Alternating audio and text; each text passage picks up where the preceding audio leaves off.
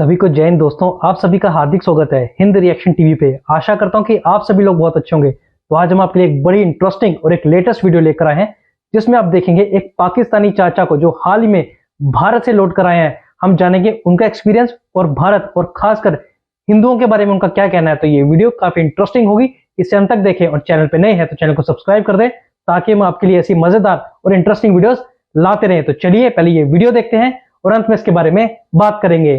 जय हिंद, जय भारत।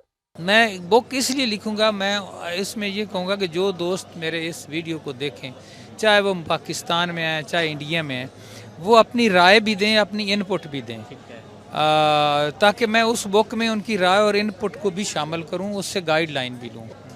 मसलन एक होटल पे मैं गया, बोमा संदरा हॉस्पिटल से थोड़ा आगे ना एक नुक्कड़ सी बनती है, वहाँ बेंच पे ना मैं बैठ के तो चाय पी, तो वहाँ कुछ लोग और भी थे, तो मेरी तरफ ना उन्होंने देखा तो कुछ अच्छे नज़रिए से नहीं देखा, वो वहाँ इंडियन ही थे।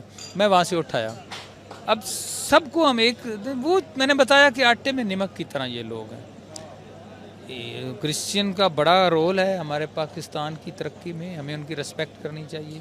ये जो हिंदुओं का कितना रोल है पाकिस्तान के अंदर बात के हमारे पाकिस्तान में MPA MNA हिंदू हैं। अब क्योंकि मेरा सियासत से कोई ताल्लुक नहीं है, उस पर शायद मैं गुफ्तगू कर भी ना सकूं। राम हॉस्पिटल जो है वो, उसके बारे में अगर कुछ दो लाइनें कह दें आप। क्या बताऊं आपको। अब यही वो बात आपने अजीब मुझे छेड़ रहे हैं, मैं इससे हटना चाहता हूं। गंगाराम हॉस्पिटल, गंगाराम एक अजीम इंसान था, उसने बहुत काम किए, पावर हाउसेस बनाए, हॉस्पिटल बनाए, घर लोगों को बना के दिए, कता नज़र इसके कि वो हिंदू है, मुसलमान है, ईसाई, इंसानियत के लिए काम किया। गंगाराम का मुजस्मा लगा होता था माल रोड पे, शायद किसी जगह पे। तो एक बार हम मेरे कुछ लोग इस्लाम के जोश में आके, ये शायद सन 47 के बाद का वाक़या है, उन्होंने कहा जब पाकिस्तान बन गया तो इसका मुजस्मा गिराओ। ये मुजस्मा था, तारीखी वाक़या है उसका। कुछ लोगों ने उसको तोड़ा, गिरा दिया, वो गिरा, एक बंदा या दो ज़ख्मी हो गए। तो क्या कहते हैं, आवाज़ पता क्या आई थी? चलो चलो उठाओ इसको, गंगाराम हॉस्पिटल लेके चलो। ऐसे लोगों को आप क्या वेटेज देंगे? फिर शेर बनो, मरने दो इनको, क्यों लेके जाते हो गंगाराम हॉस्पिटल में? सर इतनी खिदमात थी उनकी, तो पाकिस्तानियों ने उनके साथ क्या किया? देखिए, मैं तारीख़ का तालिब इल्म नहीं हूँ। बेसिकली मैं इंजीनियरिंग का और टेक्नोलॉजी के साथ सारी ज़िंदगी वाबस्ता रहा हूँ। मुझे इससे इतना तो नहीं, मैं लेकिन आपको लगता है उनकी खिदमात अभी भी, आज भी गंगाराम हॉस्पिटल में जो ट्रीटमेंट हो रहा है, हाँ, वो उसका क्रेडिट उनको जाता है? अल्लाह ताला उनको हर उस बंदे का सवाब दे रहा है जिस को वहाँ से अल्लाह ताला शफा देता है, ये जिसकी थोड़ी सी तकलीफ़ भी रफ़ा हो जाती है। अब देखिए, मैं खुशाब में, जब कैदाबाद से मैं खुशाब आता था ना, तो वहाँ पर एक है ढोडा हाउस। खुशाब की एक स्वीट है, ढोडा मशहूर है। वहाँ पर ना मैं वहाँ बैठ जाता था, चाय वे पीता था और फिर थोड़ा सा रिलैक्स करके आगे जाता। वहाँ एक ना नशई आ जाता था, ये जो नहीं डायरेक्टर, तो वो मुझसे उस दिन के नशे के पैसे लेता था। ये 2002 या 1 का वाक़या है। उसको मैं नशे के पैसे देता था।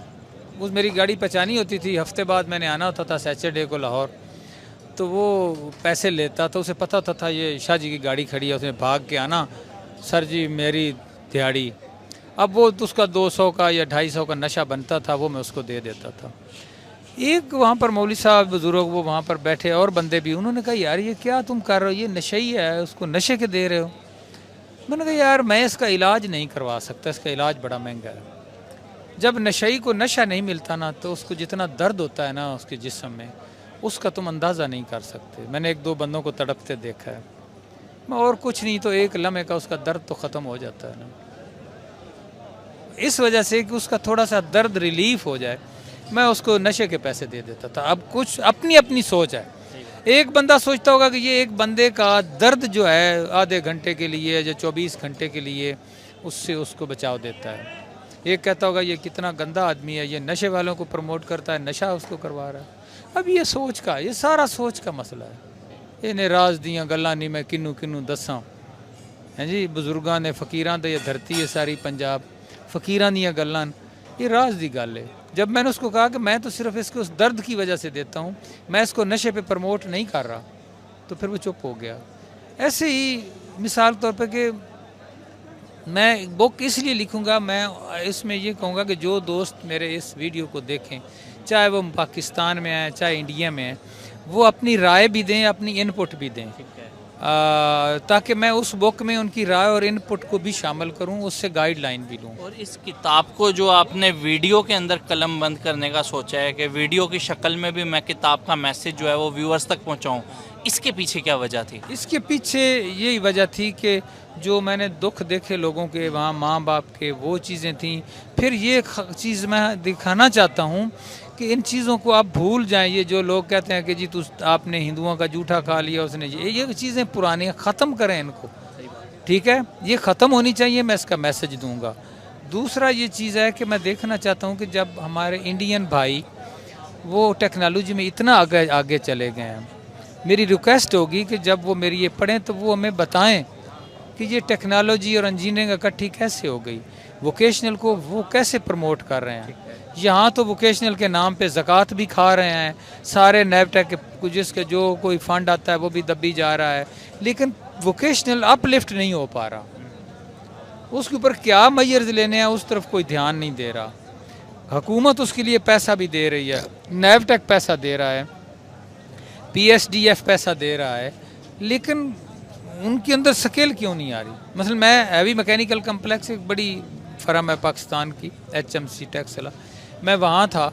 BSc इंजीनियर को रखते थे, प्रिंटर्स इंजीनियर, ये बेचारे वहाँ आते थे, होते थे किताबों से थे, तो ये सिर्फ ऐसे घूमते थे 1 साल पूरा, जैसे चिड़िया घर में एक बच्चा आ जाता है जो बंदर को देखता है। उन्हें पता ही नहीं होता था कि मशीन क्या चीज़ है, कैसे काम करती है। साल पूरा रगड़ा खाने के बाद फिर ये असिस्टेंट मैनेजर होते थे, जबकि हमारा बीटेक ऑनर लड़का आते ही काम को टेक अप कर लेता था। लेकिन चूंकि उसके पास इंजीनियरिंग काउंसिल की एफिलिएशन नहीं है, वो बेचारा एक स्टेप नीचे रगड़ा खाता रहता है। अब मेरा ये क्वेश्चन है कि मुझे इंजीनियरिंग काउंसिल का कोई बंदा अगर सुन रहा है तो खुदारा इतना बताए कि टेक्नोलॉजी से उसे क्या वैर है, और अगर ये इतनी बुरी चीज़ है जिसको आप बर्दाश्त नहीं कर पा रहे तो इसको बंद कर दो। और यूनिवर्सिटियों के बाहर से जो लिखते हो बड़े फ़ख्र से university of engineering and technology, ये लफ्ज़ ही ख़त्म कर दो टेक्नोलॉजी। आज जने बनो, शेर बनो, सिर्फ लिखो यूनिवर्सिटी ऑफ इंजीनियरिंग, फिर मैं देखूं तुम्हारी डिग्री की वर्थ क्या है। नाम टेक्नोलॉजी का लेकर डिग्री बेचते हो और टेक्नोलॉजी से तुझे नफरत है। कैसे जालिम लोग हो, इस मुल्क के बड़े दुश्मन हो तुम लोग। किसी ने तुमको बताया ही नहीं, तुम फिरौन बने बैठे हो। और मैंने 91 में डिग्री की, और जब मैंने एग्ज़ाम दिया पब्लिक सर्विस कमीशन का, उसमें 350 लड़का था, एक भी इंजीनियर क्वालिफाई नहीं कर सका। तीनों बीटेक ऑनर सिलेक्ट हुए थे। ये डरे हुए इसलिए हैं कि अगर इसको इकट्ठा कर दिया तो ये बहुत से इदारों में बीटेक ऑनर छा जाएंगे। ये थ्योरी लिए फिरते हैं और कुछ नहीं है इनके पास। मैंने फील्ड में देखा है, मैंने कई मैं बंदों को देख चुका हूँ, मिल चुका हूँ। जब मैं उनसे किसी प्रोजेक्ट पे बात करता हूँ तो 2 मिनट बाद उनकी गिग्गी बंद हो जाती है, बात नहीं कर पाते। मैं चैलेंज कर रहा हूँ ना, इंजीनियरिंग काउंसिल का कोई चेयरमैन सुन रहा होगा, डायरेक्टर सुन रहा होगा, मेरा नाम शाह सवार, उसे कहो मुझे किसी फोरम पे बुलाए UET में या कहीं, मैं सिर्फ टेक्नोलॉजी से अलहदा करके मुझे दिखाओ इंजीनियरिंग को, फिर देखो। ये तो ऐसे है जैसे आप टेक्नोलॉजी को इंजीनियरिंग से अलहदा करते हो, तो आप ऐसे है जैसे अपने हाथों से नाखनों को अलहदा करते हो ही नहीं सकता। और जब बीटेक ऑनर की डिग्री आती है तुम्हारे माथे पे बाल पड़ जाते।